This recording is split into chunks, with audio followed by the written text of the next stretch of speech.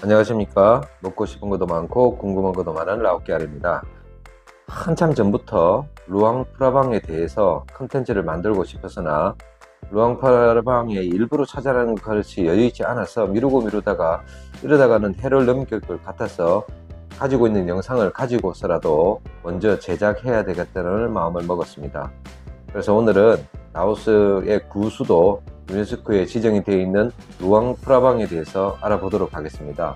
루앙프라방이란 도시의 역사와 우리가 찾아갔을 때 갈만하거나 볼만한 곳 중심으로 알아보겠습니다.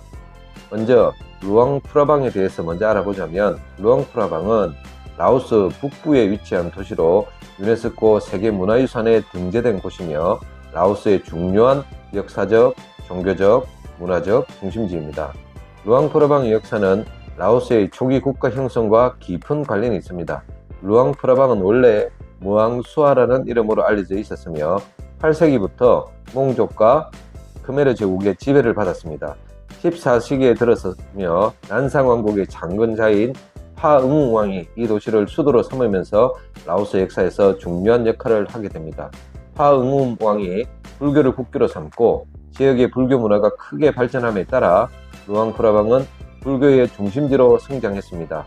이 도시는 왕실의 수도로서 왕족과 귀족들의 거주지였고 라오스 전역에서 수많은 불교 사원이 세워지면서 종교적 중심지로 자리 잡았습니다.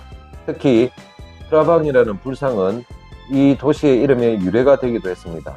이 불상은 라오스 국민들에게 신성시되며 란상왕국의 정신적 상징이자 도시의 이름을 영원히 각인시키는 중요한 유물입니다. 현재는 왕궁 박물관에 안치되어 있습니다. 시행통은 루앙프라방의 옛 이름 중에 하나입니다. 루앙프라방은 여러 시대를 거치며 이름이 바뀌었는데 그 중에 하나가 시행통이었습니다. 이 이름은 특히 란상왕국 이전에 사용된 이름으로 당시 이 지역은 중요한 정치적, 문화적 중심지로 자리 잡고 있었습니다. 16세기 버마가 침입할 당시 세타티라 노왕은 프라방을 그대로 두고 비엔티엔으로 천도를 하게 됩니다. 그 사건을 계기로 성스러운 프라방의 도시, 즉 루앙프라방으로 개명이 되었습니다. 이때부터 루앙프라방은 라오스 역사에서 중요한 불교 중심지로서 역할을 이어갑니다. 따라서 시행통은 루앙프라방의 이전 이름으로 현재 루앙프라방에 있는 유명한 사원인 왓 시행통이 그 이름을 보존하고 있는 셈입니다. 루앙프라방은 역사적으로 여러 차례 침입과 점령을 겪었습니다. 루앙프라방 지역은 8세기부터 크메르 제국의 영향하에 있었습니다. 크메르 제국은 이 지역을 통제하고 불교와 힌두교 문화를 전파했습니다. 시암의 침략이 있던 1828년 시암의 왕 라마 3세가 루앙프라방을 침략했습니다. 이때 시암은 란상 왕국을 세 개로 나눠서 세력을 확장했습니다.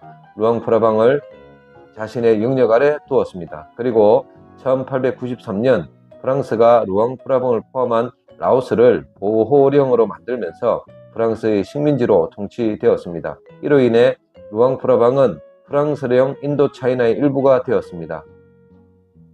제2차 세계대전 중 1945년에 일본군이 루앙프라방을 점령했습니다. 일본은 인도차이나 전역을 통제하면서 잠시 라오스 지역도 지배했습니다. 이처럼 루앙프라방은 그 전략적 중요성 때문에 여러 차례 외세의 지배를 받았으며 이러한 점령과 통치는 도시의 정치적, 문화적 역사에 깊은 영향을 미쳤습니다. 19세기 말 프랑스 식민지 시대가 도래하며 루앙프라방은 큰 변화를 겪었습니다. 라오스는 프랑스령 인도차이나의 일부로 포함되었고 루앙프라방은 프랑스의 보호령이 되었습니다. 이 시기에는 프랑스식 건축 양식이 더해져 도시의 독특한 건축미가 탄생하게 됩니다. 전통적인 라오스 건축물과 프랑스식 건축물들이 조화를 이루며 루앙프라방의 풍경을 더욱 아름답게 만들었고 이는 오늘날에도 유네스코 세계문화유산으로 높은 평가를 받는 중요한 이유 중에 하나입니다. 프랑스 식민지에서 해방된 후에도 루앙프라방은 라오스 왕국의 상징적인 도시로 남았습니다. 1975년 공산주의 정권이 라오스를 장악한 후에도 이 도시는 역사적, 문화적 중요성을 인정받아 비교적 보존이 되었습니다. 특히 루앙프라방은 1995년에 유네스코 세계문화유산에 등재되어 국제적인 보호를 받게 됩니다. 이는 도시의 역사적 건축물과 문화유산을 보존하는 중요한 계기가 되었습니다. 루앙프라방은 오늘날 라오스에서 가장 인기 있는 관광지 중의 하나입니다. 아름다운 불교 사원, 전통 가옥, 프랑스 식민지 시대의 유산이 고스란히 남아있으며 매년 수많은 관광객이 이곳을 방문합니다.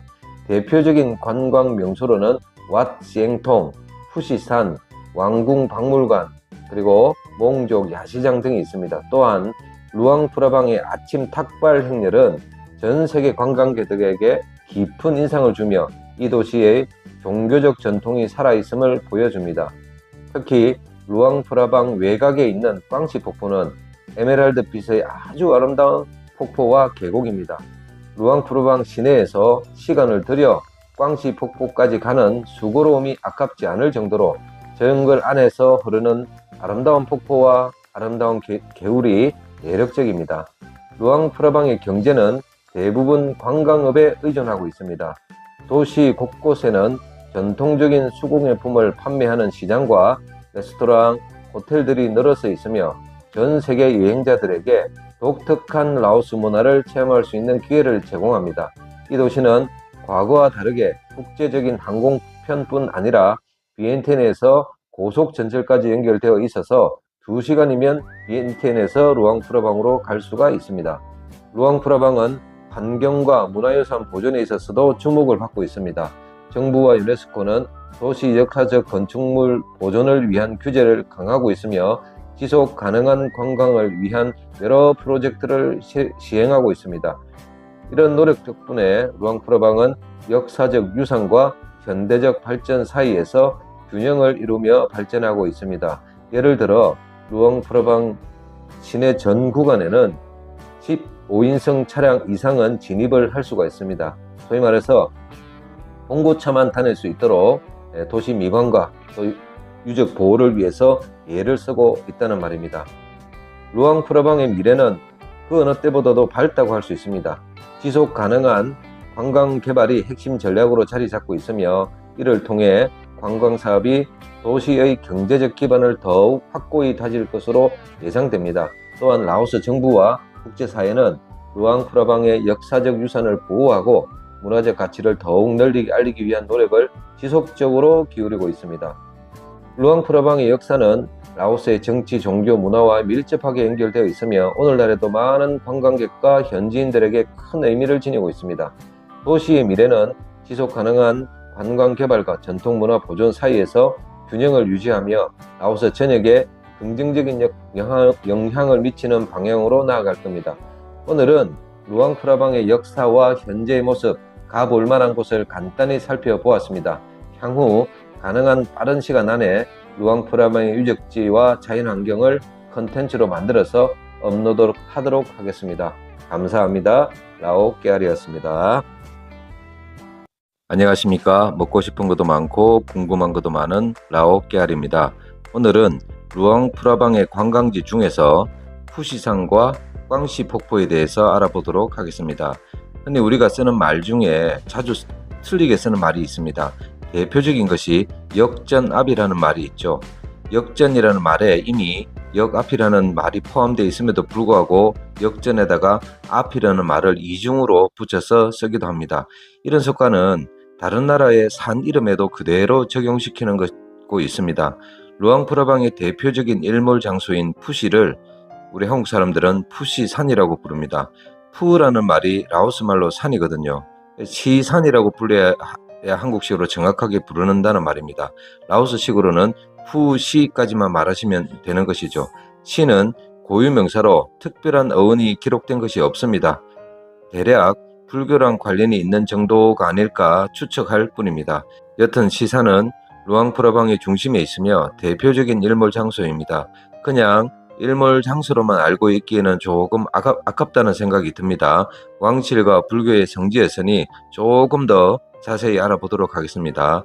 푸시, 즉 시산은 루앙프라방의 중심부에 위치한 작은 산으로서 라오스에서 가장 상징적인 장소 중의 하나입니다. 해발 약 100m 정도로 비교적 낮지만 루앙프라방의 풍경을 360도로 감상할 수 있는 최고의 전망대 역할을 합니다. 이곳은 불교 사원과 함께 지역의 문화와 종교적 신앙이 결합된 주요한 장소로 현지인들과 관광객들에게 인기가 많습니다. 푸시는 메콩강과 남칸강 사이에 자리 잡고 있으며 산의 정상까지 올라가려면 약 300여 개의 계단을 올라가야 하지만 계단이 비교적 잘 정비되어 있고 중간중간에 앉아 쉴 수 있는 곳도 있어서 체력적으로 큰 부담이 없이 오를 수 있습니다. 입구는 왕붕 박물관 근처에 있어 관광객들이 도보로 쉽게 접근할 수 있습니다. 푸시는 라오스 불교 신앙의 중요한 장소로 여겨집니다. 산 정상에는 왓 참시라는 불교 사원이 위치해 있으며 이곳은 푸시산의 가장 상징적인 장소 중 하나입니다. 이 사원은 1804년에 건립되었으며 스투파라고 불리는 황금빛의 작은 불상이 돋보입니다. 이 스투파는 루앙프라방의 전통적인 건축 양식을 반영하여 라오스 사람들이 이곳에서 불교 의식을 치르고 기도를 올리기도 합니다. 앞서 말씀드린 대로 푸시는 특히 일몰을 감상하기에 최적의 장소로 알려져 있습니다. 저녁이 되면 수많은 관광객들이 이곳을 찾아 루앙프라방의 아름다운 전경과 함께 메콩강 너머로 지는 황홀한 일몰을 감상할 수 있습니다. 정상에 오르면 고즈넉한 루앙프라방의 도시 풍경과 강 주변 산맥이 어우러져 멋진 경치를 한눈에 볼 수 있습니다. 일출도 마찬가지로 감상할 수 있지만 대부분 일몰 시간이 훨씬 더 많은 인기를 끌고 있습니다. 라오스 사람들은 이 산을 신성하게 여기며 산의 정상에 있는 스투파를 통해 불교의 가르침을 되새깁니다. 또한 산 자체가 영적인 장소로 여겨져 라오스의 다양한 불교 축제 기간 동안 많은 사람들이 이곳을 방문합니다. 푸시를 오르기 위해서는 입구에서 입장료를 지불해야 하고 방문 시간은 보통 이른 아침부터 일몰 시간 직후까지 가능합니다. 다음은 꽝시 폭포에 대해서 알아보도록 하겠습니다. 꽝시 폭포는 루앙프라방 시내에서 약 30km 정도 떨어진 곳에 위치한 아름다운 폭포로서 라오스에서 가장 유명한 자연 명소 중 하나입니다. 맑은 물과 여러 단계를 이루는 폭포로 현지 주민과 관광객들에게 매우 인기가 많습니다. 가장 유명한 자연 명소 중 하나입니다. 꽝시 폭포는 루앙프라방에서 남쪽으로 30km 정도 떨어진 곳에 위치하고 있다고 말씀드렸죠. 차량으로 가면 약 45분 정도 소요됩니다. 루앙프라방 시내에서 툭툭이나 차량 대여 서비스를 통해 이동할 수 있습니다. 폭포 입구에는 주차장이 마련되어 있어서 입구에서 폭포까지 무료로 운행하는 카트도 있습니다. 카트를 이용하는 시간은 대략 5분 정도면 꽝시폭포 입구에 도착할 수 있습니다. 꽝시폭포는 여러 단계로 이루어진 폭포로 가장 높은 단계는 약 60m 높이에서 떨어지는 물줄기를 자랑합니다. 이 물줄기는 여러 개의 작은 천연 수영장을 형성하며 그중 일부는 관광객들이 수영을 즐길 수 있도록 개방되어 있습니다. 맑은 물은 석회암 지형 덕분에 물빛이 독특한 에메랄드색을 띠고 있으며 특히 햇빛을 받으면 환상적인 풍경을 연출합니다. 폭포는 상단에서부터 시작해 하단까지 여러 작은 폭포와 수영장을 형성하고 있는데 이 폭포들 사이로 나무다리와 산책로가 잘 조성되어 있어서 자연을 가까이에서 즐길 수 있습니다. 물살이 비교적 잔잔한 부분에서는 수영을 즐기거나 시원한 물에 발을 담글 수 있습니다. 꽝시 폭포의 주요 매력 중에 하나는 관광객들이 천연 수영장에서 수영을 즐긴다는 점을 말씀드렸습니다. 상단과 하단에 형성된 수영장은 비교적 깊이와 크기가 다르므로 각자의 수영 실력에 맞게 선택을 해야 합니다. 어떤 곳은 수영을 하지 못하면 들어가지 말라는 경고 문구가 있는 곳도 있으니 물과 관련된 곳은 항상 주의를 하셔야 됩니다. 라이프 자켓을 입는 방법이 제일 현명하신 방법이라 생각이 듭니다. 연중 시원하고 청정하며 더운 날씨에 자연 속에서 시원한 물줄기를 즐기기에 최적입니다.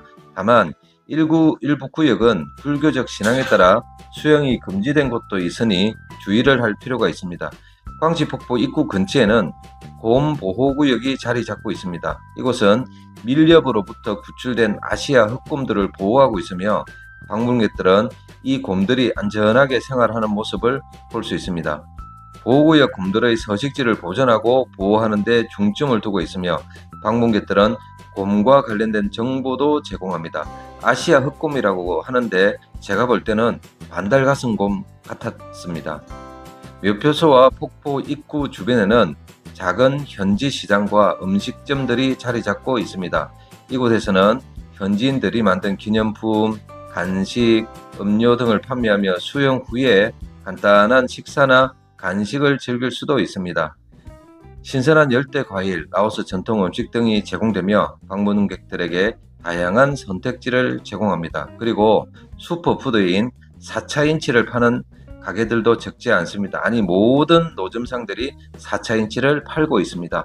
땅콩 껍질 벗긴 색깔인데 모양은 약간 동그ram한데 몸에 좋답니다. 꽝시 폭포를 역시 방문하려면 입장료를 지불해야 합니다. 폭포는 연중 개방되지만 우기철인, 그러니까 6월에서 10월 동안은 물살이 굉장히 강해서 수영을 할 때 주의해야 되는 경우도 있습니다. 그리고 우기 동안에는 물 색깔이 에메랄드 빛이 아닌 경우도 많습니다. 그래서 그 아름다움이 덜합니다. 가능하다면 건기 때 방문하는 것이 훨씬 더 아름다운 물 색깔을 보실 수 있다는 생각이 듭니다. 꽝시 폭포는 루앙프라방을 방문하는 사람에게 자연 속에서 휴식을 취하고 시원한 물놀이를 즐길 수 있는 완벽한 장소입니다.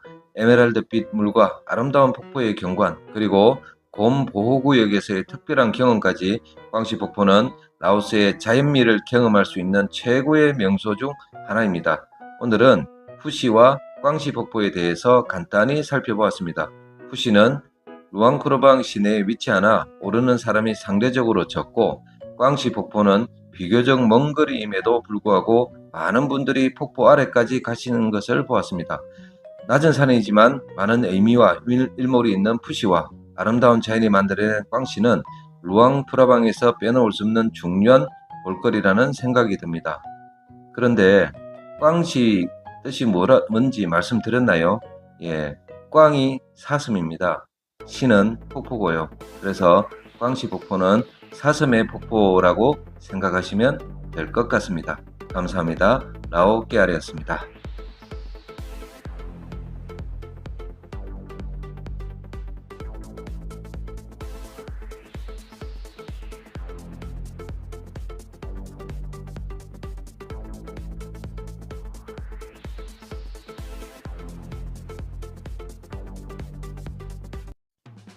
안녕하십니까. 먹고 싶은 것도 많고 궁금한 것도 많은 라오깨알입니다.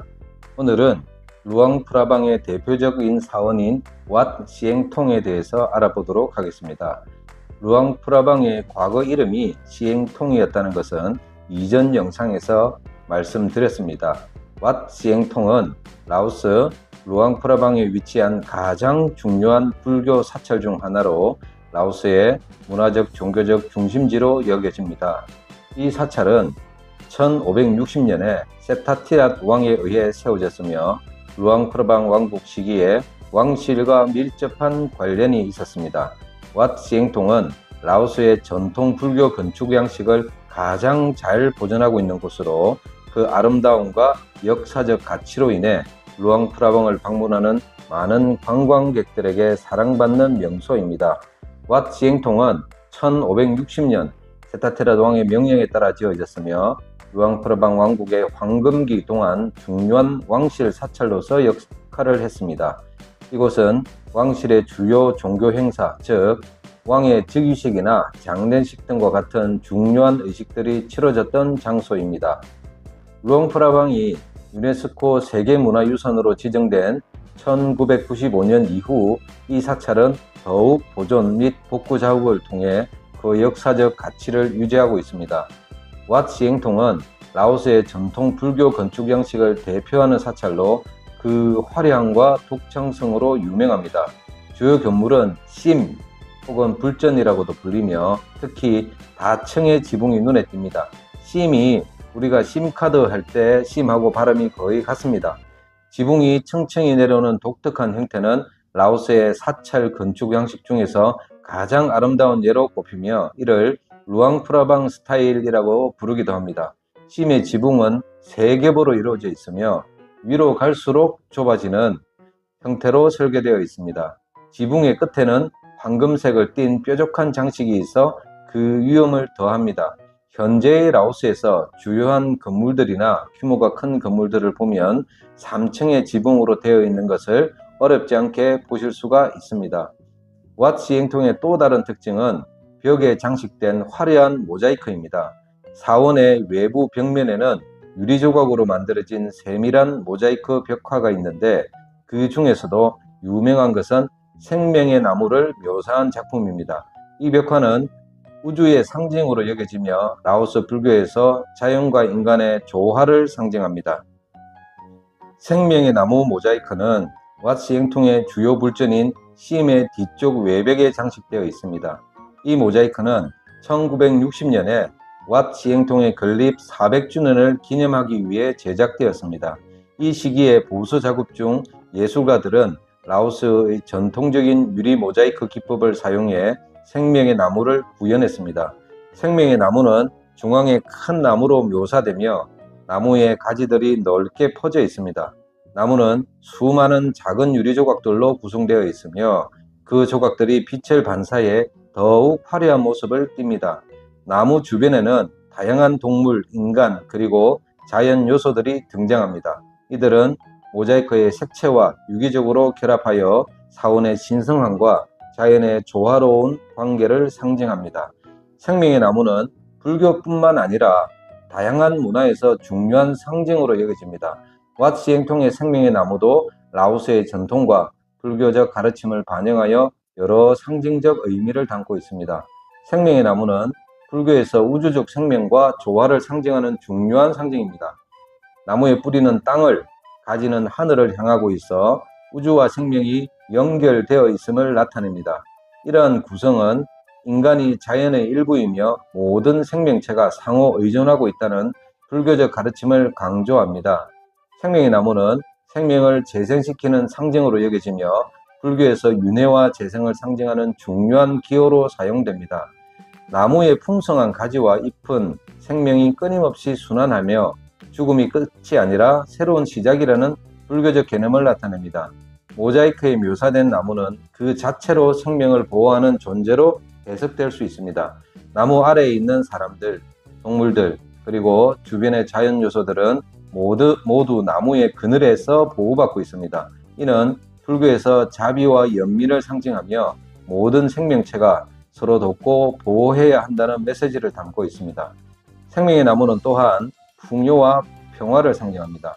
라오스의 전통 농업 사회에서 나무는 생명의 원천으로 여겨졌으며 자연이 제공하는 자원을 소중히 여기는 태도를 나타냅니다. 모자이크에서 묘사된 나무와 그 주변의 풍경은 평화로운 공존의 이상을 표현하고 있습니다. 이 이외에도 나무 주변에는 여러 동물이 묘사되어 있습니다. 사슴, 새, 그리고 다른 동물들은 자연의 조화로운 상태를 나타내며 모든 생명체가 이 우주에서 평화롭게 공존해야 한다는 불교적 가르침을 반영합니다. 모자이크에는 사람들이 나무 아래에서 모여 있는 장면이 그려져 있으며 그들은 나무의 보호 아래에서 평화롭게 살아가고 있습니다. 이 장면은 인간이 자연의 일부이며 자연과 인간이 상호 연결되어 있다는 의미를 담고 있습니다. 모자이크의 일부 해석에 따르면 생명의 나무는 라오스의 전통 신화와도 관련이 있습니다. 나무는 우주적 창조의 근원이자 신성한 보호의 상징으로 여겨지며 신성한 존재들이 이 나무를 통해 세상을 다스린다고 믿어집니다. 모자이크는 유리 조각으로 만들어졌으며 유리의 반사와 다양한 색상이 특징입니다. 빛을 받을 때마다 유리 조각들이 반짝이며 이로 인해 생명의 나무와 그 주변의 장면들이 더욱 생동감 있게 보입니다.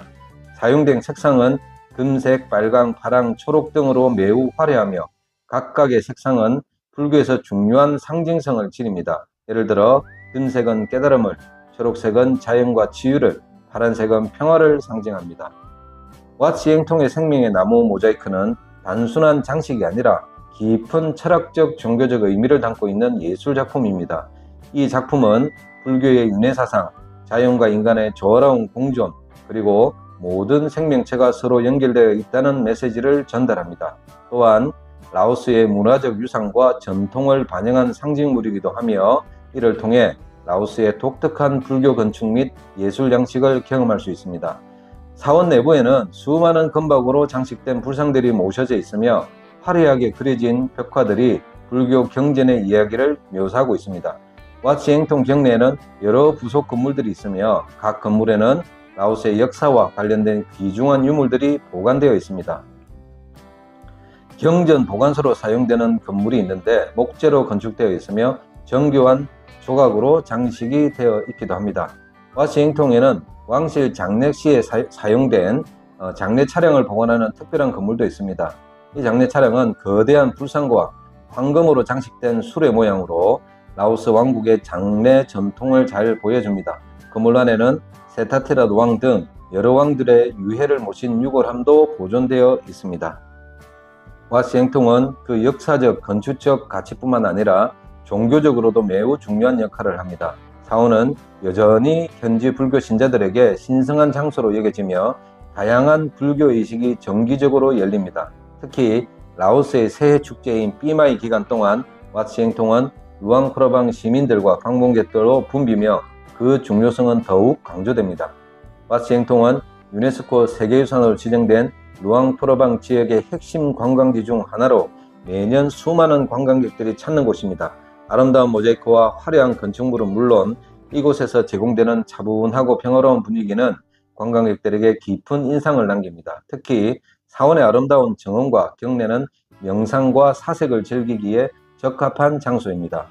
와시행통은 라오스 불교 문화와 역사에서 중요한 위치를 차지하는 사찰로 그 건축적 아름다움과 풍부한 역사를 통해 라오스의 정체성을 반영합니다. 루앙프라방을 방문한 이들에게는 필수적인 방문지이며 그 자체로 라오스의 전통과 불교 신앙을 이해하는 데 중요한 역할을 합니다. 루앙프라방의 수많은 사원 중에서 그래도 볼거리가 있고 비교적 보존이 잘 되어 있는 사원이라 할 수 있습니다. 또 하나, 들어오는 문과 나가는 문이 반대쪽에 있는데 뒷문으로 나가면 아름다운 메코강이 유유히 흐르는 것을 볼 수 있습니다. 개인적으로 사원에서 주는 감동보다 사원 뒤편의 강의 풍경이 더욱더 인상적이었던 것 같습니다. 감사합니다. 라오 깨알이었습니다. 안녕하십니까. 먹고 싶은 것도 많고 궁금한 것도 많은 라오 깨알입니다. 동남아 여행에서 빼놓을 수 없는 관광 코스가 바로 야시장 방문입니다. 훈훈한 열대의 저녁 공기와 함께 꼬치구이에 맥주 한 잔 기울이는 동남아의 정취를 느낄 수 있는 최상의 시간을 가질 수가 있습니다. 라오스 여행을 오셔서 야시장을 방문할 기회가 많습니다. 하지만 애석하게도 우리가 생각했던 그냥 그 낭만이 있는 야시장의 모습을 쉽게 찾을 수가 없습니다. 비엔티엔에 있는 강변 야시장은 그냥 밤에 열리는 시장입니다. 물품들의 대부분이 비엔티안 시민들이 이용하기에 알맞은 공산품을 파는 것이 대부분입니다. 야시장이 주는 그런 느낌과는 조금 다릅니다. 관광객이 물건이 싸서 야시장을 방문하는 것도 아니고 물건이 좋아서 방문하는 것은 더더욱 아닙니다. 바로 동남아의 정취를 찾기 위해서 방문을 합니다. 그런 동남아 야시장의 정취를 느낄 수 있는 곳이 바로 루앙프라방의 몽족 야시장입니다. 우리가 반하는 바로 그 야시장 같은 야시장이라 말입니다. 루앙프라방 몽족 야시장은 루앙프라방에서 가장 인기 있는 관광 명소 중 하나로 매일 저녁 왕궁박물관 근처의 시사켓 거리에서 열립니다. 이 시장은 전통적인 몽족 소수민족이 만든 수공예품을 중심으로 다양한 제품을 판매하는 곳입니다. 루앙프라방을 방문하는 여행자들에게 몽족 야시장은 기념품을 사기 좋은 곳이자 라오스의 독특한 문화를 경험할 수 있는 중요한 장소입니다. 매일 오후 5시부터 밤 10시까지 열립니다. 낮 동안은 거리가 비어 있지만 오후가 되면 시장 상인들이 천막을 세우고 다양한 제품을 판매합니다. 루앙프라방의 중심부인 시사켓 거리, 왕궁박물관과 가까운 곳에 위치해 있어 접근성이 매우 좋습니다. 이 거리는 저녁마다 차량이 통제되어 보행자들이 편하게 쇼핑을 할 수 있습니다. 몽족 야시장에서는 다양한 전통 수공예품, 옷, 장신구, 그리고 기념품을 만날 수 있습니다.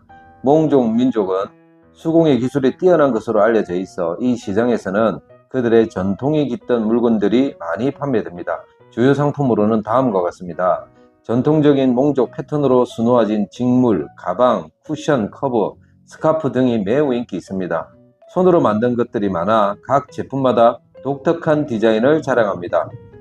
몽족 전통 의상, 실크 스카프, 패브릭으로 만든 핸드백, 파우치 등이 주요 상품입니다.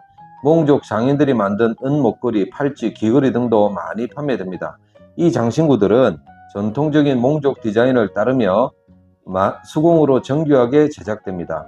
목재로 만든 조각품, 그릇, 장식품 등도 많이 볼 수 있으며 독특한 라오스 및 몽족의 예술성을 담고 있습니다.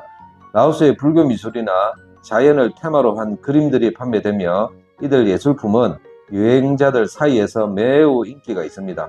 몽족의 전통악기인 캔이나 마우스, 오르간 등도 구입할 수 있습니다. 몽족 야시장 주변에서는 다양한 현지 음식을 맛볼 수 있습니다.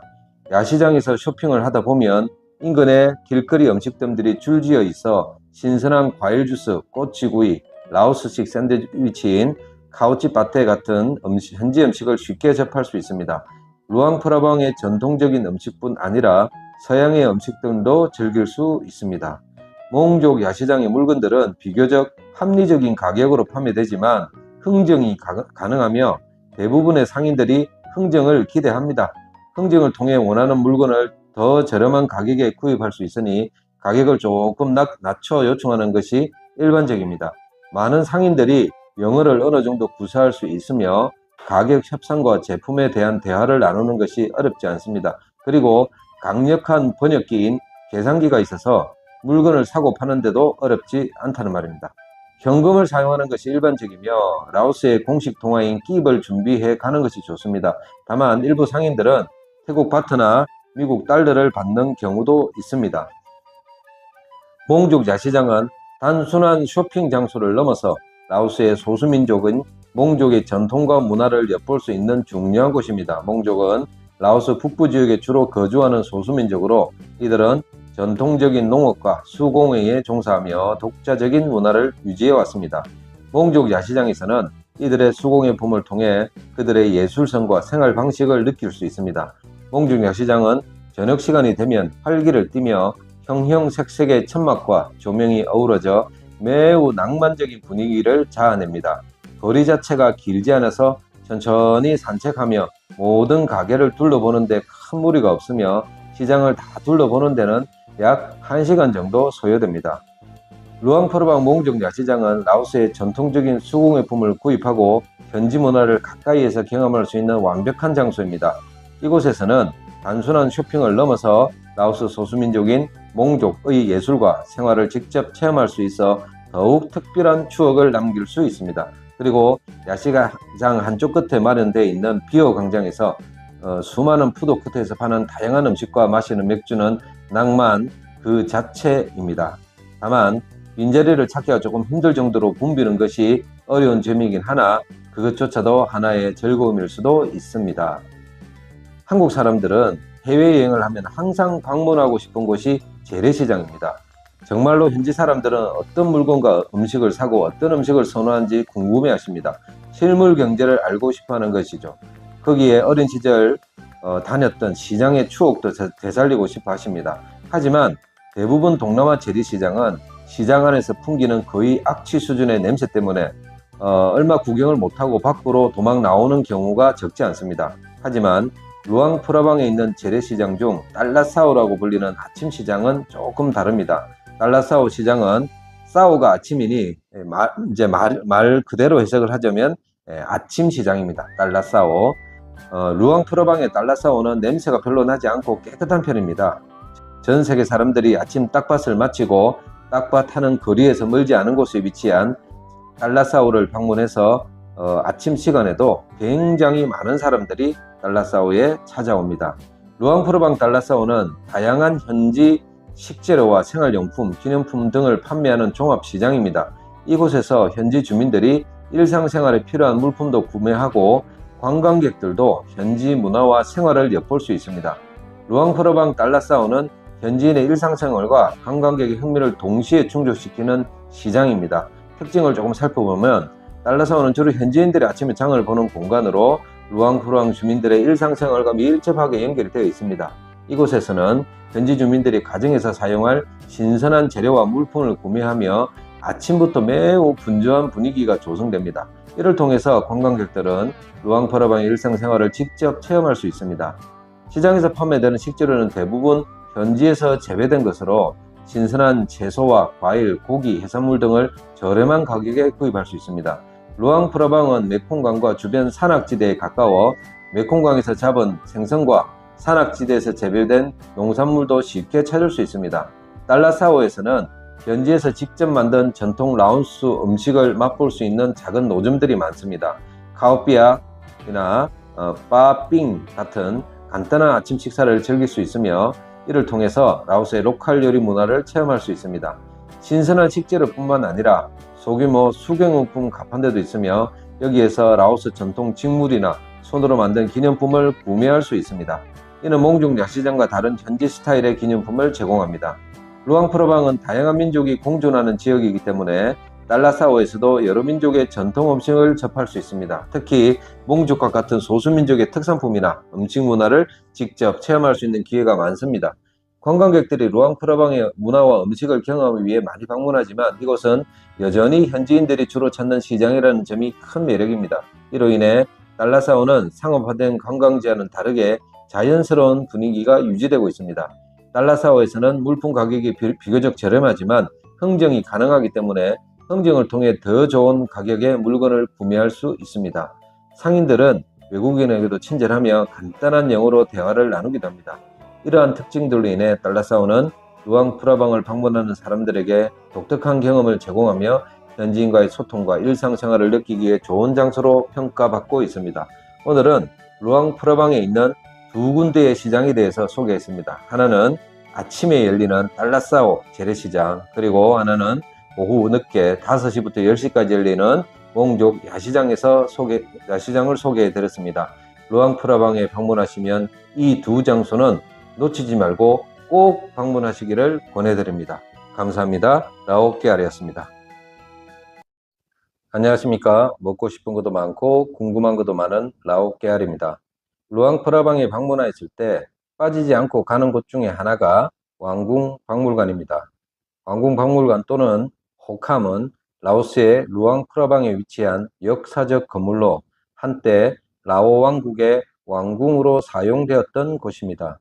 1975년 라오스에서 공산주의 정권이 수립된 후 왕정이 폐지되었고 왕궁은 박물관으로 개조되어 현재까지 운영되고 있습니다. 이곳은 라오스의 역사, 문화, 예술을 깊이 이해할 수 있는 중요한 장소로 많은 관광객들이 방문하는 명소입니다.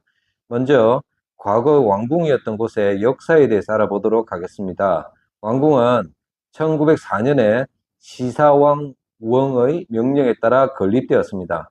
프랑스 식민 통치 시기에 지어진 이 건물은 당시 라오 왕실의 거주지이자 공식적인 행사 장소로 사용되었습니다.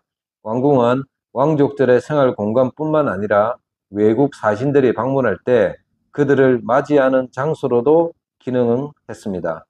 1975년 라오스 인민민주주의 공화국이 성립되면서 왕정이 폐지되었고 당시 왕이었던 시사방웡 왕과 그의 가족은 감금되었으며 왕궁은 폐쇄되었습니다.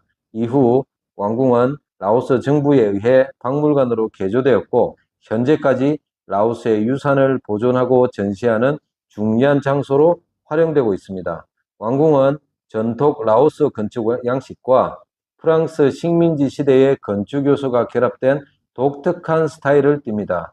전통 라오스 건축 양식은 왕궁의 중심 건물이 루앙프라방의 전통적인 건축 양식을 따릅니다. 넓은 지붕이 특징적인데 라오스의 다른 사원들과 비슷하게 층층이 겹친 지붕을 사용해 위험을 더합니다.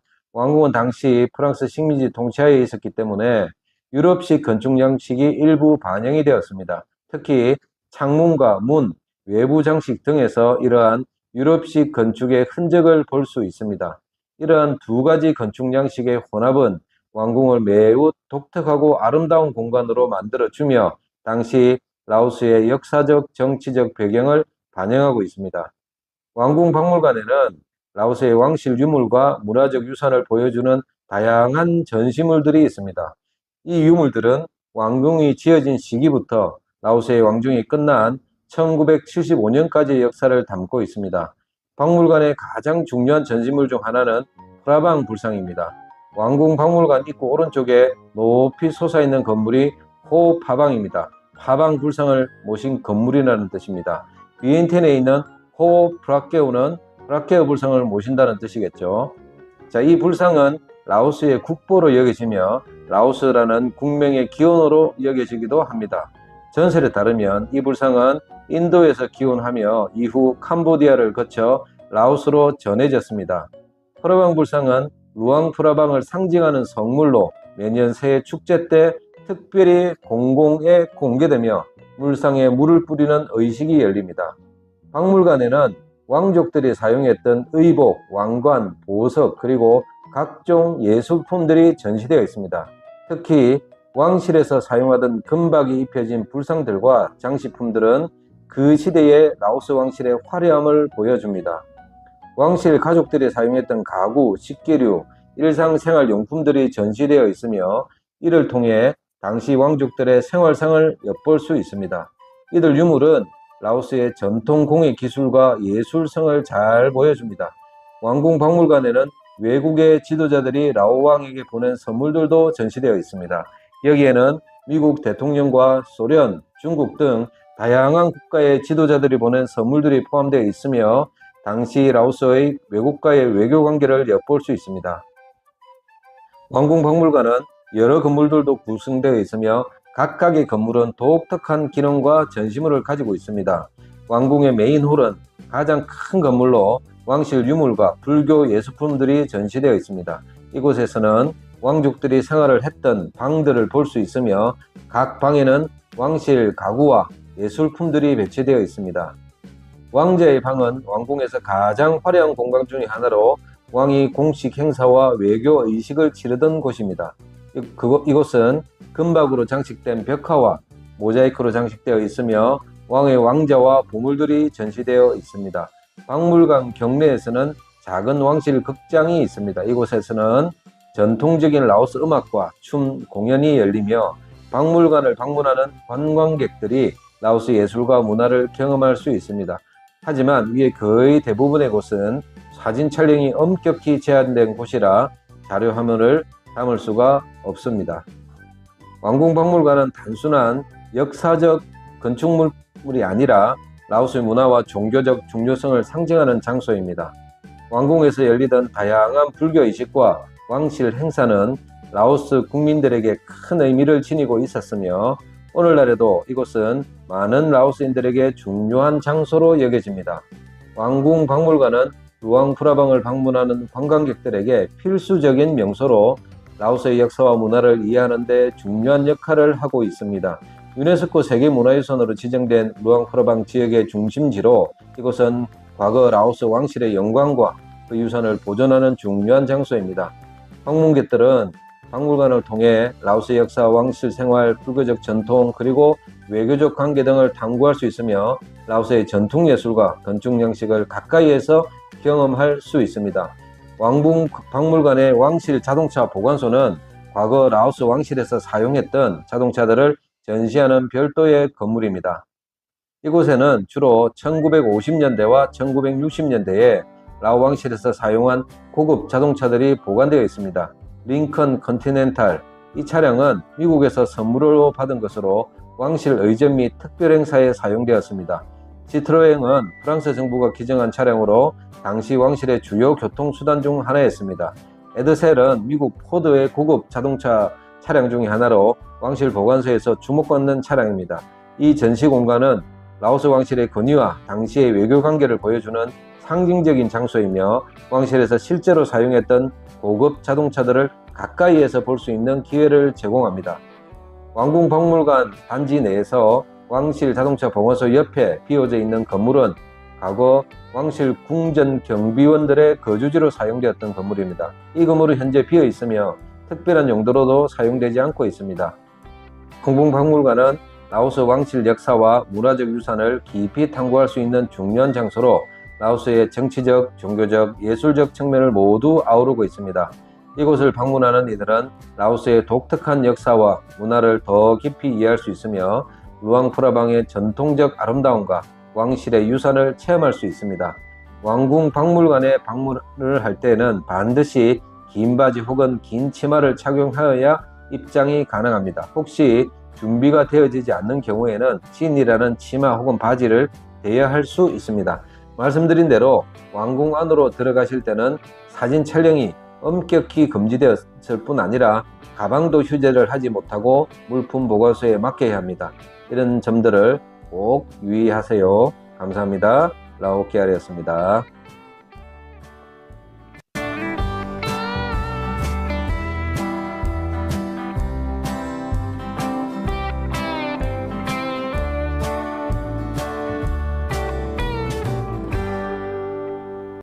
안녕하십니까. 먹고 싶은 것도 많고 궁금한 것도 많은 라오케알입니다.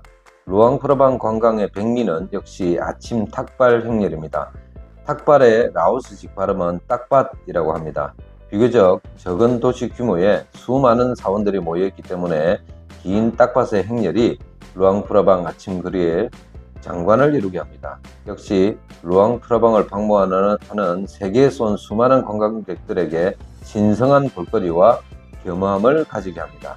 루앙프라방에서의 딱밭에 대해서 조금 더 자세히 알아보도록 하겠습니다. 딱밭은 불교의 전통 의식으로 특히 이 지역에서 매우 중요한 일상적 활동입니다. 이 의식은 아침마다 승려들이 신도들로부터 음식을 공양받는 행위로 불교적 수행의 일환이자 신자들이 공덕을 쌓을 수 있는 기회로 여겨집니다. 루앙프라방의 딱밭은 특히 그 규모와 아름다움으로 유명하며 도시의 중요한 문화적 상징 중 하나로 자리 잡았습니다. 딱밭의 기원은 석가모니 부처의 가르침에서 비롯됩니다. 불교는 출가자들이 세속적인 일에서 벗어나 오로지 수행과 명상에 집중해야 한다고 강조합니다. 따라서 출가자는 생계를 위한 노동을 하지 않고 그 대신 신도들에게 식량을 기부받아 생활을 영위합니다. 이러한 기부 행위를 통해 신도들은 불교적 공덕을 쌓고 승려들은 신도들의 자비심을 통해 수행을 이어나갈 수 있습니다. 이처럼 딱밭은 승려와 신도 사이에 상호 연결된 관계를 나타내는 중요한 상징이자 라오스와 동남아시아 전통 불교의 중심 개념입니다. 루앙프라방에서의 딱밭 의식은 새벽 무렵에 시작됩니다.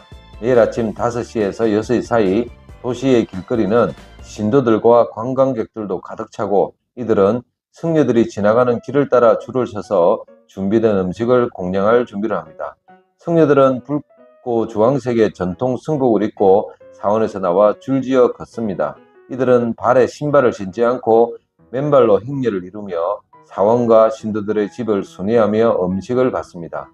공양에 참여하는 신도들은 쌀, 과일, 간단한 간식 등을 바칩니다. 각 신도는 작은 젖이나 바구니에 음식을 담아 승려들이 들고 있는 큰 공양 그릇에 하나씩 음식을 올립니다. 중요한 점은 공양이 고요하고 신중하게 이루어져야 한다는 것입니다. 이 의식은 엄숙한 분위기에서 진행되며 신도들은 음식을 줄 때 승려와 눈이 마주치지 않으며 말을 하지 않는 것이 예의입니다.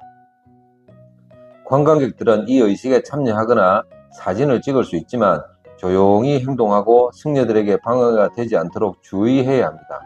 루앙프라방은 라오스 왕국의 예수도로서 오랜 불교 전통과 왕실의 후원이 결합되며 이곳의 불교 신앙은 더욱 깊고 뿌리 깊은 것이 되었습니다. 특히 루앙프라방에는 수많은 역사적 사원과 수도원이 있어 이 도시는 수세기 동안 불교 문화의 중심지 역할을 했습니다. 왓 시앵통, 왓 마이 등의 중요한 사원들은 오늘날에도 여전히 불교의 핵심적인 장소로 남아있으며 이곳에서 이루어지는 딱밭은 루앙프라방의 정신적 문화적 유산의 중요한 부분입니다. 루앙프라방 딱밭 의식은 다른 지역과 비교했을 때 그 규모가 매우 큽니다. 특히 루앙프라방은 30개가 넘는 사원이 있어 매일 수백 명의 승려들이 딱밭에 참여합니다. 이 의식은 주로 대로를 따라 이루어지며 사원에서 출발해 신도들이 모여있는 장소까지 이어지는 긴 행렬을 형성합니다.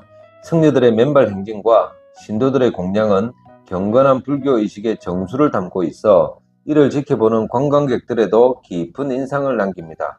루앙프라방에서의 딱밭은 단순히 종교적 행위를 넘어서는 중요한 문화적 이벤트이기도 합니다.